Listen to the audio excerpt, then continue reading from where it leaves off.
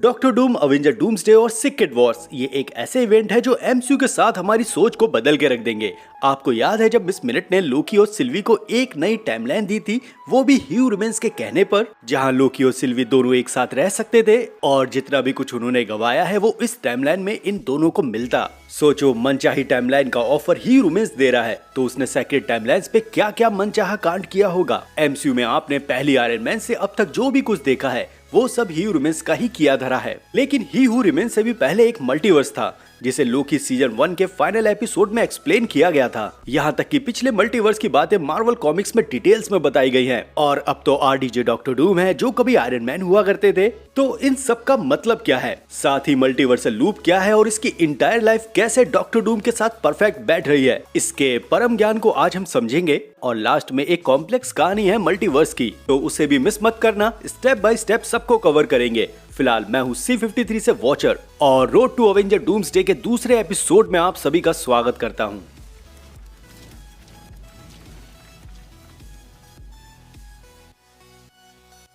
सबसे पहले last multiversal war को एमसीयू से समझेंगे, फिर मार्वल कॉमिक्स से और बाद में इन दोनों से जो थ्योरी निकल के आएगी उस पर बात करेंगे। लेकिन उससे भी पहले आधुनिक विज्ञान मल्टीवर्स के बारे में क्या कहता है और एमसीयू में कहां-कहां मेंशन किया गया है, इसको भी शॉर्ट में जान लेते हैं।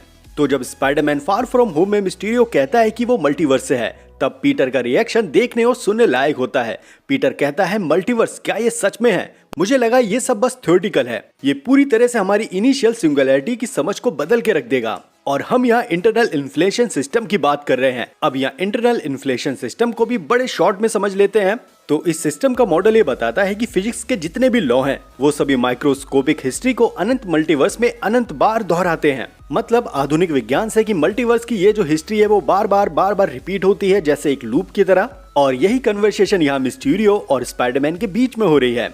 सेम ऐसा ही कुछ हमें स्पाइडरमैन इनटू द स्पाइडरवर्स में भी देखने को मिला, जहां मुगेल ने बताया कि हम स्पाइडर्स की लाइफ एक तरह से वेब ऑफ लाइफ से जुड़ी हुई है और माइल्स कहता है कि एक स्पाइडरवर्स और मुगेल कहता है नहीं, ये एक आर्केड ह्यूमैनॉइड पॉली मल्टीवर्स है। और यहाँ पॉली मल्टीवर्स का मतलब यही है कि कई सारे और भी मल्टीवर्स हैं। इसीलिए हम इस मूवी में लाइव एक्शन के कैरेक्टर्स को भी देखते हैं, कॉमिक्स के भी देखते हैं और जितने भी एनिमेशन में हमें स्पाइडरमैन देखने को मिले हैं वो सब यहाँ इस जगह दिखाई देते हैं। और जब इतना कुछ एक स्पाइडरमैन को पता है तो मिस्टर फैंटास्टिक कैसे पीछे रह सकते हैं। ट्रेलर में हमने मिस्टर फैंटास्टिक को पेनरोज डायग्राम पे काम करते हुए देखा, कई सारी इक्वेशन देखी ताकि मल्टीवर्सल ट्रैवल पॉसिबल हो, और वो हो भी चुकी है क्योंकि थंडरबोल्ट्स के एंडिंग में हमने फैंटास्टिक 4 का शिप देखा 616 के ऑर्बिट में।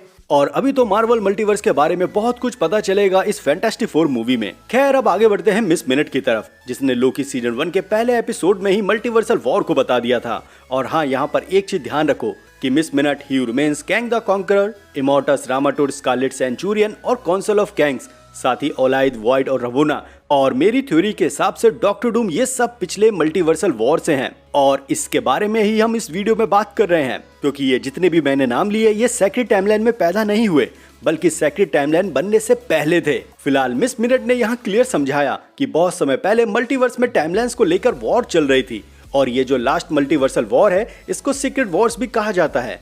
इसे रोकने के लिए टाइम कीपर्स आए, सेक्रेट टाइमलाइन को क्रिएट किया और सेक्रेट टाइमलाइन में कुछ यूनिवर्स की टाइमलाइन को लेकर एक टाइमलाइन में बांधा गया। बस अब इसके टाइम फ्लो को कंट्रोल करना था ताकि ब्रांच टाइमलाइन ना बने और एक अनकंट्रोल मल्टीवर्स क्रिएट ना हो। अब यहाँ पर दो चीज और भी हैं जिसको समझना जरूरी है। नंबर 1 कि कई मल्टीवर्स की टाइमलाइंस को एक में बांधा गया है और इसे सेक्रेट टाइमलाइन कहा गया। नंबर 2, एमसीयू में टाइम कीपर्स का क्या सीन है, क्योंकि कॉमिक्स में ये एक अलग ही दर्जा रखते हैं पर एमसीयू में इनके साथ ऐसा क्यों किया गया। सबसे पहले क्वेश्चन पे बात करते हैं। तो टाइमलाइंस को एक में बांधकर सेक्रेट टाइमलाइन बनाना ये और भी आसान कर देता है इन टाइमलाइंस पे कंट्रोल करने के लिए, क्योंकि अगर कोई भी ब्रांच टाइमलाइन बनती है तो टीवीए उसको तुरंत ही मिटा देगा। वहीं इससे पहले कैंग ने जब मल्टीवर्सल टाइमलाइन को जेनेट के सामने दिखाया तब उसने यहाँ पर ऊपर नीचे 2 सर्कुलर टाइमलाइन बनाई थी और मेरा यकीन करो इससे भी ज्यादा टाइमलाइंस इनके ऊपर नीचे भी होंगी, क्योंकि ही रिमेन्स ने बताया था कि यूनिवर्स एक के ऊपर एक स्टैक है, इसीलिए उनकी टाइमलाइंस भी एक से ऊपर एक इनफिनिट लेवल तक होंगी।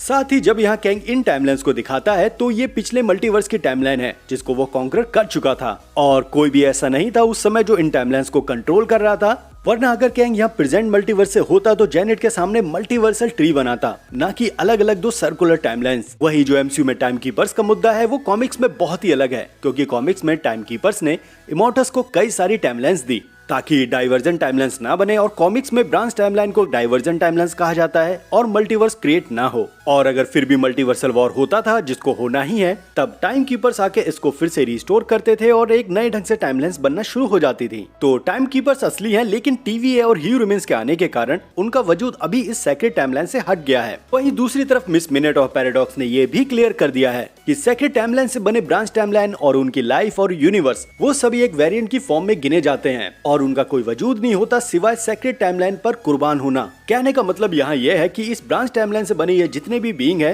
उनका कोई मतलब नहीं है सेक्रेट टाइमलाइन के लिए। यही सेम चीज कॉमिक्स में कैप्टन अमेरिका को भी समझ में आ गई थी जब वो मल्टीवर्सल वॉर को एंड कर रहे थे। उनके हाथ में फॉरएवर क्रिस्टल था और उन्होंने वो सभी वेरिएंट्स को मिटा दिया जो डाइवर्जन और ब्रांच टाइमलाइन से पैदा हुए। फॉरएवर क्रिस्टल मार्वल यूनिवर्स का सबसे पावरफुल वेपन है और इसी से ही सारे वेरिएंट्स और मल्टीवर्सल वॉर को एंड किया गया था। अगर सोचो कि एंडिंग में ऐसा कुछ हो रहा है कि ब्रांच टाइमलाइंस के वेरिएंट को मिटाया जा रहा है, तब MCU में लोकी भी तो एक वेरिएंट है। तब अभी प्रेजेंट टाइम में MCU के अंदर लोकी भी तो एक वेरिएंट है। इसका मतलब अगर कॉमिक्स के मल्टीवर्सल वॉर की एंडिंग को MCU में दिखाया जा रहा है और इसका सोल्यूशन बस यही है कि सभी वेरिएंट्स को मार दिया जाए, तब लोकी की भी डेथ होना पक्का है। और अगर ऐसे ही MCU में लोकी सैक्रिफाइस हो रहा है, तो MCU फॉरएवर क्रिस्टल देगा लोकी को, और सिर्फ लोकी है जो ये सारा काम करके अपने आप को सैक्रिफाइस कर देगा। और मैं यहाँ पर लोकी और फॉरएवर क्रिस्टल के कनेक्शन को क्यों जोड़ रहा हूँ, क्योंकि लोकी सीजन 2 के फाइनल में हमें लोकी के साथ फॉरएवर क्रिस्टल को दिखाने वाले थे। कई सारे कॉन्सेप्ट आर्ट भी सामने आए थे और जो हमने मल्टीवर्सल ट्री देखा,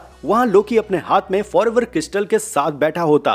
तो पहले ही MCU लोकी के साथ फॉरएवर क्रिस्टल का कनेक्शन बना चुका है, और अगर MCU ऐसा दिल दुखाने वाला इवेंट क्रिएट करता है, तो मुझे लगता है कि लोकी का एंड कुछ ऐसा ही होने वाला है। खैर, इसके बाद ही ह्यूमंस ने बहुत कुछ बताया पिछले मल्टीवर्स और मल्टीवर्सल वॉर के बारे में। सबसे पहले उसने ये क्लियर किया कि कोई टाइम कीपर्स नहीं है, बल्कि उसने ही मल्टीवर्सल वॉर को एंड किया है। अब ये एपिसोड 2021 में आया था और अब इसे जब दोबारा देखा जा रहा है, जहां कैंग अब बिग विलेन नहीं है बल्कि डॉक्टर डूम है, तो चीजें और ही ह्यूमंस का रेफरेंस शिफ्ट हो गया है डॉक्टर डूम की तरफ। अब इस पर भी बात करेंगे, लेकिन उससे पहले हम ही ह्यूमंस को समझ लेते हैं। सबसे पहले मिस मिनट ने ही ह्यूमंस का इंट्रोडक्शन दिया और उसे एक नाम दिया ही ह्यूमंस, और बाद में ही ह्यूमंस ने कहा, क्या मुझे आज भी वो ही ह्यूमंस नाम से बुलाती है?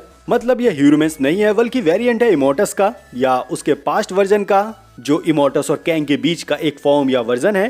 क्योंकि कॉमिक्स में ह्यूमंस बहुत बूढ़ा होता है और वो कैंग का कोई वेरिएंट नहीं होता, और ना ही उसे कैंग के किसी वेरिएंट से कुछ लेना देना होता है। सेम टाइम कीपर्स की तरह, जो अस्तित्व में होते तो हैं लेकिन इंटरफेयर नहीं करते। खैर, अब सीधे मुद्दे की तरफ बढ़ते हैं, जहाँ ह्यूमंस बताता है कि ये सब शुरू कैसे हुआ। युगों पहले, मतलब TVA और सेक्रेट टाइमलाइन से भी पहले, पिछले मल्टीवर्स में ह्यूमंस का एक वेरिएंट था जो 31वीं शताब्दी में रहता था और उसने समांतर ब्रह्मांड को खोजा, और वो इस खोज में बाकी दूसरी यूनिवर्स के खुद के रूप से मिला। टेक्नोलॉजी शेयर हुई, नॉलेज शेयर हुई और एक दूसरे की मदद की। लेकिन इसमें कुछ वर्जन ऐसे थे जिन्होंने वॉर शुरू कर दी और एक multiversal war AKA secret war शुरू हुआ। ही ह्यूमंस का जो पहला अवतार था उसे ओलाइथ मिला और ह्यूमंस ने इस ओलाइथ की मदद से मल्टीवर्सल वॉर को एंड किया। और यहाँ जब ह्यूमंस बोलता है कि उसने मल्टीवर्सल वॉर को एंड किया, तब लोकी का चेहरा देखने लायक होता है। फिर इसके बाद ह्यूमंस बताता है कि उसने कुछ टाइमलाइंस को लेकर मल्टीवर्सल वॉर से कुछ सेक्रेट टाइमलाइन को आइसोलेट कर लिया और फिर इसको कंट्रोल करने के लिए सामने आया TVA।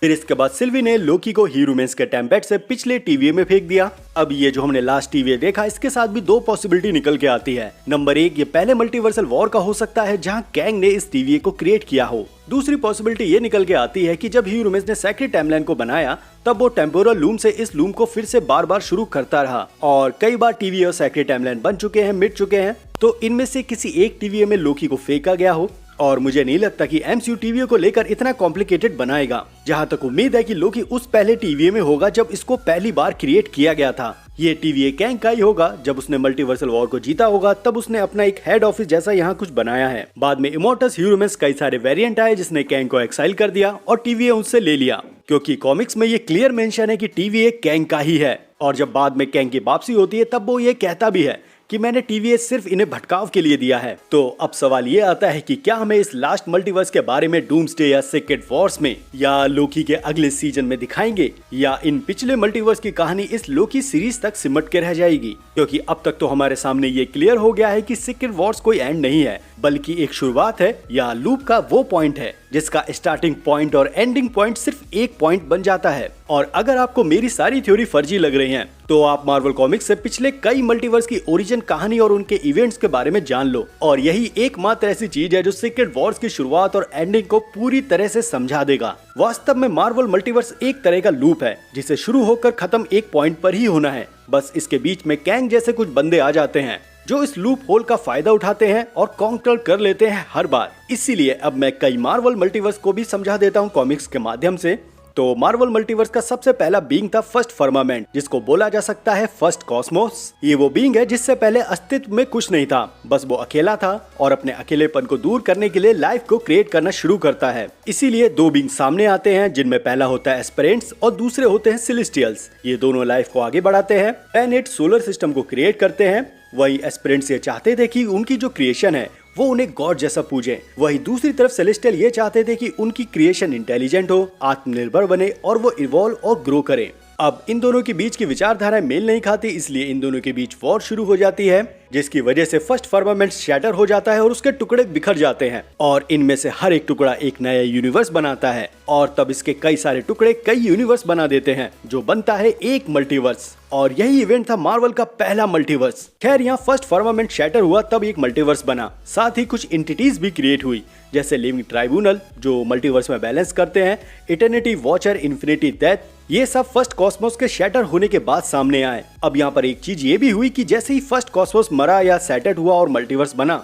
तब ये जो नया मल्टीवर्स क्रिएट हुआ इसको भी एक नया मालिक मिला, जिसे कहा गया सेकंड कॉस्मोस। ऐसे ही जब ये दूसरा मल्टीवर्स या सेकंड कॉस्मोस की डेथ हुई, तब तीसरा मल्टीवर्स आया और ऐसे ही 10 बार मार्वल यूनिवर्स में मल्टीवर्स का जन्म हो चुका है। कॉमिक्स में इसको मल्टीवर्सल साइकिल या रिन्यूअल साइकिल बोला जाता है। एक ऐसा इवेंट जहाँ सारे सुपर हीरोज विलन पैदा होते हैं और अपनी कहानी को प्ले करते हैं, और फिर लास्ट में एक मल्टीवर्सल वॉर होती है जहाँ इनकी कहानी सारी मिट जाती है, और फिर इसके बाद एक नए मल्टीवर्स में इन सुपर हीरोज के साथ कई और सुपर हीरोज भी जन्म लेते हैं। ये जो मल्टीवर्सल साइकिल या रिन्यूअल साइकिल है, इसको कॉमिक्स में सीक्रेट वॉर्स बोला गया है। सब कुछ एक सिंगुलैरिटी से शुरू हुआ और अब मार्वल कॉमिक्स में 10वां मल्टीवर्स चल रहा है और रियल लाइफ में शायद हम लोग 23वां मल्टीवर्स को फेस कर रहे हैं। तो कहने का मतलब यहाँ मेरा ये है कि मार्वल कॉमिक्स में कई सारे मल्टीवर्स क्रिएट हुए हैं। एमसीयू में लोकी सीरीज में ही इसको इंट्रोड्यूस कर दिया है, पर इस पर कोई बात नहीं कर रहा सिवाय मेरे, इसलिए एक सब्सक्राइब तो बनता ही है। और हाँ, मैं आगे कई सारी और भी ऐसी वीडियो को शेयर करूंगा, तो घबराओ मत, सब्सक्राइब कर लो। खैर, यहाँ तक सुन रहे हो तो वीडियो को लाइक करना। मिलते हैं अगली वीडियो के साथ, तब तक आप अपना ध्यान रखो, मजे लो, लव यू।